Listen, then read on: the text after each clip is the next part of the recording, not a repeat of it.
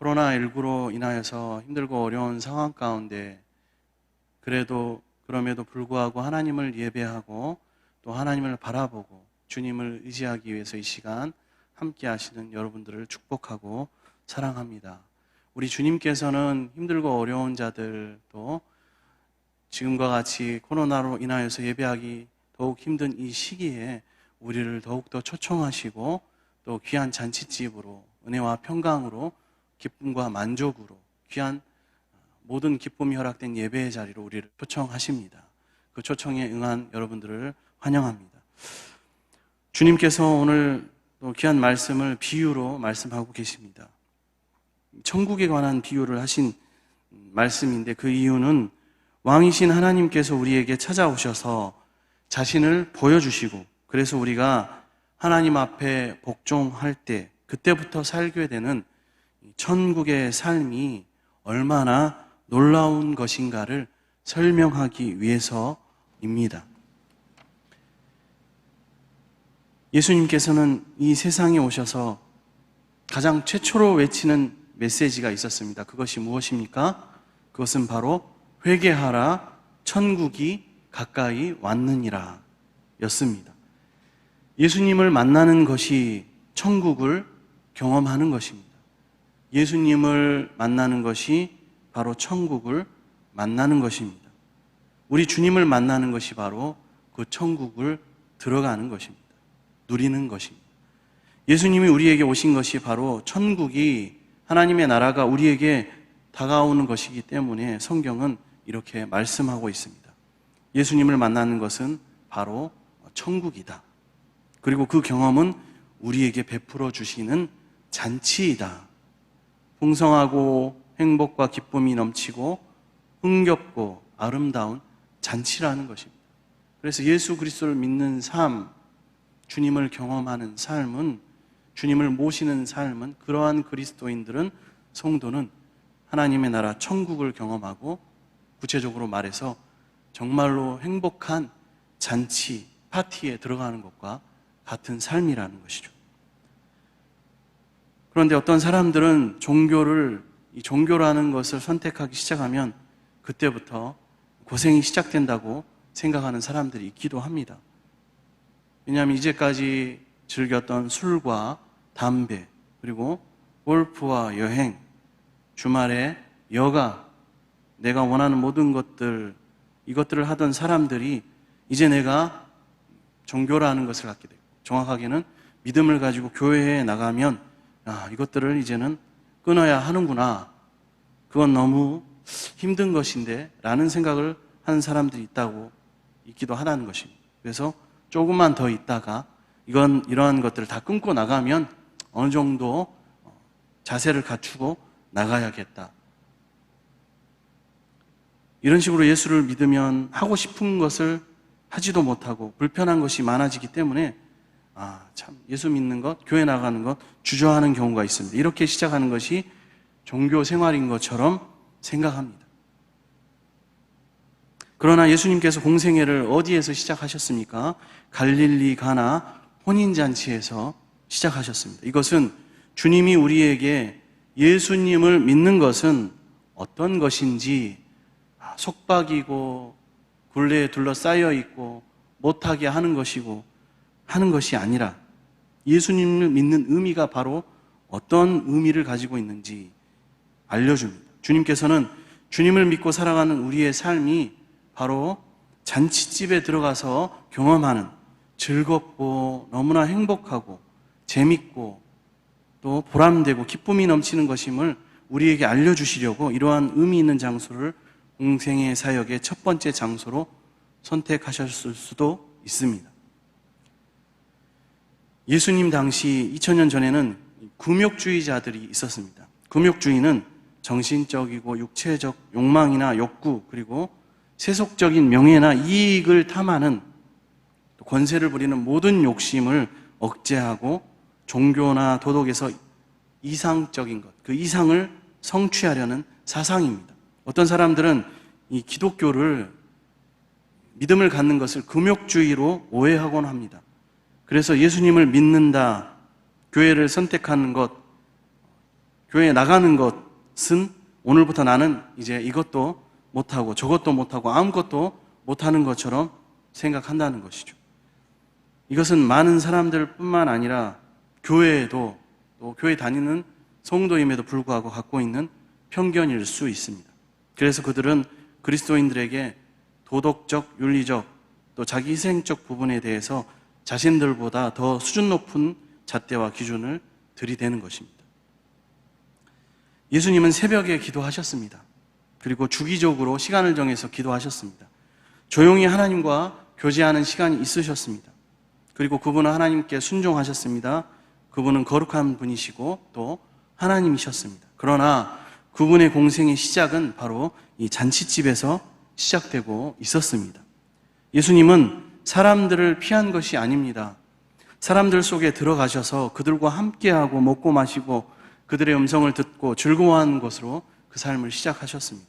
이것이 당시 바리새인들을 비롯한 자신이 너무나 거룩하다, 의롭다고 생각하는 종교인들, 지도자들에게 불편함이 되었습니다. 그래서 그들은 예수님을 비난했습니다. 저 사람은 먹고 마시기를 즐기기를 좋아하는 사람이다 라고 정죄하고 비판합니다. 그들은 이런 예수님께 짜증나는 표정으로 이렇게 말합니다. 우리는 금식하고 우리는 정해진 시간에 기도하고 철저하게 신앙생활을 하는데 당신은, 예수는 왜 그렇게 신앙생활을 하지 않습니까? 당신의 제자들도 그렇지 않습니까? 그러고도 당신은 선생님입니까? 왜 그런 식으로 살아가십니까? 예수님은 대답하십니다. 신랑과 함께 있을 때 어떻게 금식할 수 있느냐? 무슨 의미입니까? 신랑, 예수님과 함께 있을 때 그 잔치집에 손님들과 함께 기뻐하며 즐거워하는 것, 이 풍성한 잔치집의 분위기, 이것이 바로 그리스도인의 삶의 핵심이라는 것입니다. 상황에 따라서 금식하고 상황에 따라서 기쁨을 누리고 잔치집의 분위기를 누리며 살아가는 것이죠. 교회 안에서도 보면 오래 신앙생활을 하신 분들 가운데서도 또 직분자들 중에서도 세상 짐을 홀로 지고 가는 표정으로 교회에 나오고 또 여기 자기 삶 속에서, 직장에서, 학교에서, 공동체, 사회에서 그렇게 살아가는 사람들이 있습니다. 그러면서 그 모습이 그리스도인의 진정한 모습인 것처럼, 거룩한 모습인 것처럼 착각합니다. 새벽과 정해진 시간, 그리고 교회에서의 섬김이 하나님의 사랑과 은혜의 감사함으로 이루어지는 것이 아닙니다. 자기 의로 이루어지는 것이죠. 그렇게 하지 못하는 자들은 위로하고 격려하고 잡아주고 끌어주기는커녕 정죄하고 넘어뜨리는 무기로 사용합니다. 이러한 자들이 바로 예수님을 비판하는, 예수님을 정죄하는 바리새인과 종교 지도자들, 서기관들의 모습입니다. 이런 자들은 주님을 만나는 시간이 잔치집 분위기가 아니라 스스로를 억누르고 억지로 하는 것이 되고 마는 금욕주의를 추구하는 사람과 같은 모습입니다. 우리 안에도 혹시 이러한 모습이 있다면 그것은 우리도 예수 그리스도를 향하여서 이렇게 말하는 것과 같습니다. 예수님, 그것은 틀립니다. 우리처럼 이렇게 살아야 하지 않습니까?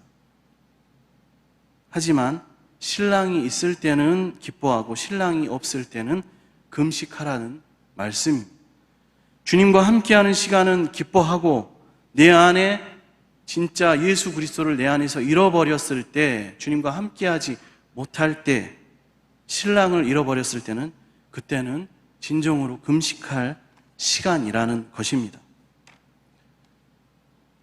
공생의 시작이 혼인잔치 집에서라는 것은 다시 살아나신 주님, 다시 사신 주님, 우리 가운데 와 계신 주님, 함께 하시는 주님, 그래서 주님과 함께 교제하면서 살아가는 이 즐거움, 놀라운 기쁨과 환희의 삶, 바로 천국의 삶. 이 천국은 예수님과 함께하는 삶이고 그 모든 장소입니다. 천국은 잔치집과 같은 곳입니다. 예수님을 믿는다는 것은 이 천국이 주는 선물을 누리는 즐거운 일입니다. 그것이 바로 우리의 믿음의 결과이고 우리가 신앙생활하는 신앙의 유익입니다. 그런데 오늘 초대받은 사람들의 반응이 있습니다. 오늘 말씀에 보면 그 문제가 등장하는데 그것은 잔치집에 초대받은 사람들의 반응과 모습입니다. 예수님은 잔치집 같은 놀라운 삶을 놀라운 믿음의 유익을 준비해 주시고 우리를 초청합니다. 그런데 예수님 당시에도 이 세 종류의 반응을 보이는 사람들이 있었습니다. 오늘 2020년 예배드린 이 시간에도 그와 똑같은 반응을 보이는 사람들이 우리 주변에 있습니다. 첫 번째는 일상적인 삶에 집착하는 사람입니다. 이들은 일상적인 삶에 대한 집착 때문에 가장 중요한 것을 외면했던 사람들입니다. 이것이 바로 이 첫 번째 반응을 보인 종류의 사람들입니다. 본문 4절과 5절을 함께 읽겠습니다. 시작. 다시 다른 종들을 보내며 이르되 청한 사람들에게 이르기를 내가 오찬을 준비하되 나의 소와 살찐 짐승을 잡고 모든 것을 갖추었으니 혼인잔치에 오소서 하라 하였더니 그들이 돌아보지도 않고 한 사람은 자기 밭으로 한 사람은 자기 사업하러 가고. 아멘. 이 아름다운 잔치가 열렸는데, 임금이 베푸신 잔치가 열렸는데 어떤 사람들은 마침 밭을 샀습니다. 그래서 자기가 산 밭을 보기 위해서 참석할 수가 없습니다. 또 다른 사람은 사업 때문에 잔치에 갈 수 없다고 거절합니다. 만일 이 초청이 예고 없이 갑자기 즉각적으로 주어진 초청이라면 먼저 한 약속 때문에, 선약 때문에 어쩔 수 없이 잔치에 참여할 수 없게 된 이 사람들을 우리가 잘못했다고 할 수 없을 것입니다. 그러나 주님께서는 이 초청이 갑작스러운 초청이 되지 않기 위해서 먼저 적절하게 이 소식을 미리 알려주셨습니다. 본문 2절과 3절에 보면 천국은 마치 자기 아들을 위하여 혼인잔치를 베푼 어떤 임금과 같으니 그 종들을 보내어 그 청한 사람들을 혼인잔치에 오라 하였더니 오기를 싫어하거늘. 그리고 4절에 다시라는 단어로 시작됩니다. 한 번의 초청이 아니라는 것이죠. 다시 다른 종들을 보내어 이르되. 아멘. 예수님 당시 고대 중동 지방에서는 어떤 고관이나 왕이 손님들을 초청할 때 항상 이례적으로 초청한 것이 아니라 2번 그 이상을 초청했습니다. 미리 한 번 보내고 잔치 하루 전쯤에 임박해서 잊어버리지 않도록 다시 종들을 보내서 초청했습니다. 그래서 내일이 잔치일입니다. 꼭 잊지 말고 오시기 바랍니다 하고 전하는 것이죠. 하나님께서는 똑같은 일을 하셨습니다. 구약 성경에서 메시아가 오신다는 약속과 메시지를 분명히 주셨습니다. 또 메시아이신 예수 그리스도가 오실 때 임박해서 많은 사도들과 또 선지자들을 보내서 그날이 가깝다고 분명하게 재차 말씀하셨습니다. 그러나 이스라엘 사람들은 그렇게 오신 메시아를, 예수 그리스도를 외면했습니다. 영접하지 않습니다. 그리고 거기서 멈춘 것이 아니라 예수님을, 메시아 되신 우리 주님을 죽였습니다. 그리고 변명하기 시작합니다. 마침 밭을 하나 구입했습니다. 새로 장사를 시작했는데 너무나 바쁩니다. 저와 여러분, 우리는 어떠합니까? 일상생활이 정말로 바쁘십니까? 계속 해오던 일이 있는데 너무나 그것 때문에 바쁘십니까? 그래서 주님이 초청한 자리에는 참석할 수가 없습니까? 우리는 이 비유의 말씀을 통해서 그런 사람들의 그 바쁜 일들을 비난할 필요는 없습니다. 예수님은 밭을 돌보고 또 장사를 한다는 그 자체를 비난하시지 않으셨습니다. 핵심은 그것이 아닙니다. 중요한 것은 밭이나 사업 때문에 그보다 중요한 것, 가장 중요한 것, 중요한 일을 잊고 있다는 것입니다. 이스라엘 백성 자신들이 그토록 바라고 기다리던 분, 메시아이신 예수님께서 오셔서 천국으로 지금 초청하고 계시는데 그들이 일상이 바빠서 그토록 원하던 분에게, 그토록 원하던 곳으로 가지 않았다는 사실입니다. 우리가 일상생활이 바쁜 이유는 무엇입니까? 그것이 우리의 믿음과 신앙과 어떠한 관계가 있고 무슨 상관이 있습니까? 그 일 자체가 문제가 아닙니다. 예전에는 그토록 열심히 섬기지 않았습니까? 또 그토록 예전에 열심히 섬겼을 때는 그때 당시에 바쁜 일상들이 과연 우리에게 없었을까요? 하지만 현재, 지금은 어떠합니까? 그 일상들이 그토록 중요한 비중을 차지해 버렸습니다. 믿음은 현재의 믿음입니다. 과거에 열심히 신앙생활했지만 지금 예수님을 부인하는 사람들도 우리 주변에는 너무나 많이 있습니다. 부인할 뿐만 아니라 욕하고 비방하고 또 방해하고 핍박하는 사람들이 세상에는 많이 있습니다. 아이러니하게도 그러한 사람들 중에 예전에 너무나 열심히 신앙생활을 했다는 사람들이 있다는 것입니다. 첫 번째 반응을 보인 사람들입니다. 밭을 사고 사업을 열심히 해야 합니다. 우리의 일상생활에 성실해야 합니다. 책임감 있게 살아야 합니다. 하지만 그것 때문에 주님과 나 사이에 관계가 흔들리고 있다면, 그리고 가장 중요한 것을 놓치고 있다면 우리는 첫 번째 사람들입니다. 두 번째 사람들은 적극적으로 예수 그리스도를 핍박하고 거절한 사람들입니다. 본문 6절 7절에 그 남은 자들은 종들을 잡아 모욕하고 죽이니 임금이 노하여 군대를 보내어 그 살인한 자들을 진멸하고 그 동네를 불사르고. 누구입니까? 바로 오늘 본문 앞 21장 45절에 보면 대제사장들과 바리새인들이 예수의 비유를 듣고 자기들을 가리켜 말씀하심인 줄 알고 잡고자 하나. 예수님께서 이 비유의 말씀, 오늘 본문의 말씀을 시작할 때 이미 바리새인들과 제사장들 그리고 종교 지도자들이 예수님을 잡아 죽이려고 시작했다는 것입니다. 바로 그때라는 것입니다. 예수님이 왜 이런 일을 당하셔야 합니까? 기쁜 소식, 복음, 구원의 기쁜 복음을 가지고 오셨습니다. 그리고 친히 복음으로 오셨습니다. 그런데 이스라엘 사람들과 종교 지도자들은 그런 예수님에 대해서 무관심합니다. 예수님을 모릅니다. 그리고 이제는 적극적으로 예수님을 죽이려고 합니다. 오늘 본문에 보면 임금이 이런 사람들을 어떻게 했습니까? 분노하며 군대를 보내어서 다 쓸어버리셨습니다. 예루살렘이 로마에 무너지고 성전이 붕괴되고 많은 이스라엘 사람들, 유대인들이 죽고 포로로 끌려갔습니다. 과거 구약 시대의 조상들이, 이스라엘의 조상들이 하나님을 떠나고 우상을 섬김으로 수없이 경험했던 일들이 예수님 십자가 사건 이후에 또 일어납니다. 하나님의 초청을 외면하는 곳에는 하나님의 영광이 더 이상 머무를 수가 없습니다. 하나님의 영광이 떠납니다.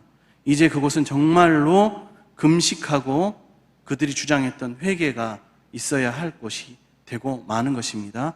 금식하고 회개해야 할 일만이 남아있을 뿐입니다.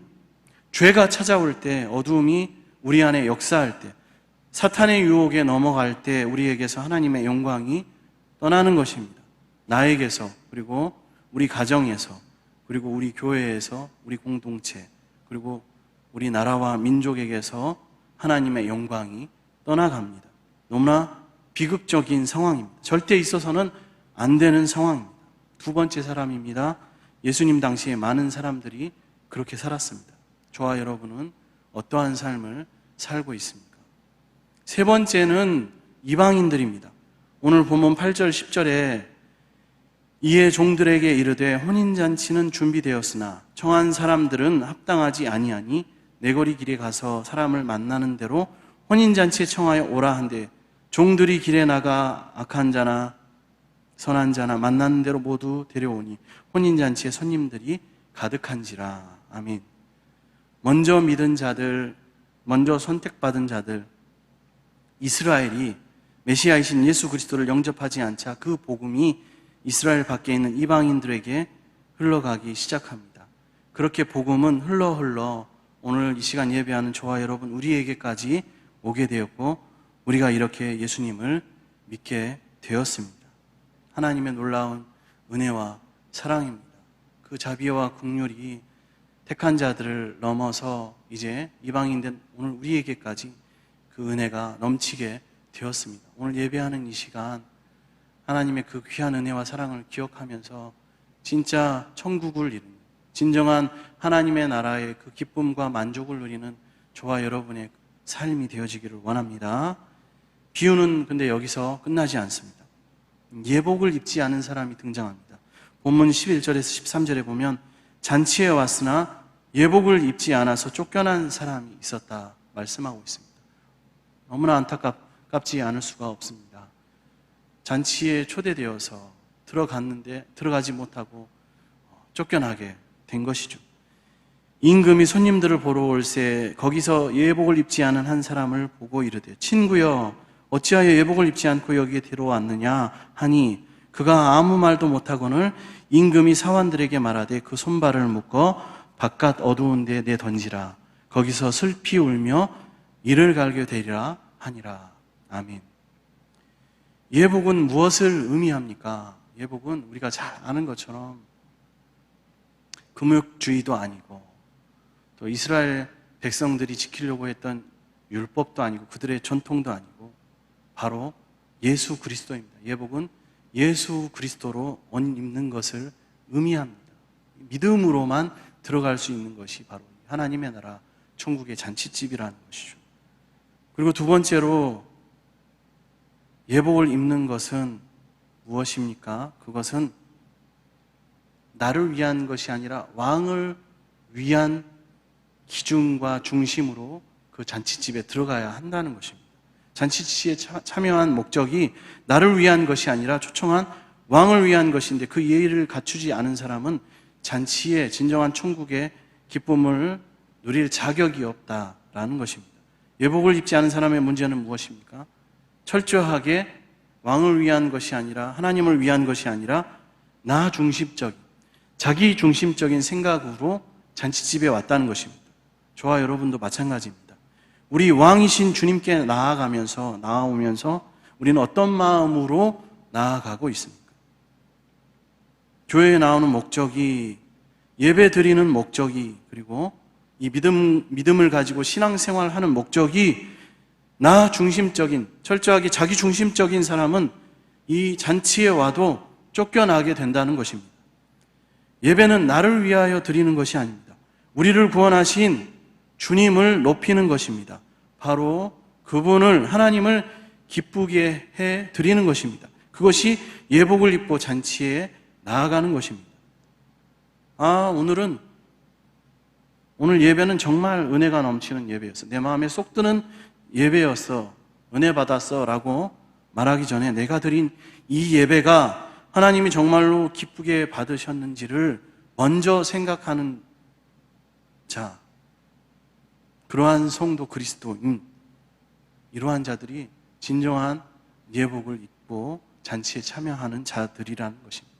저와 여러분은 그런 자들이 되어지기를 원합니다.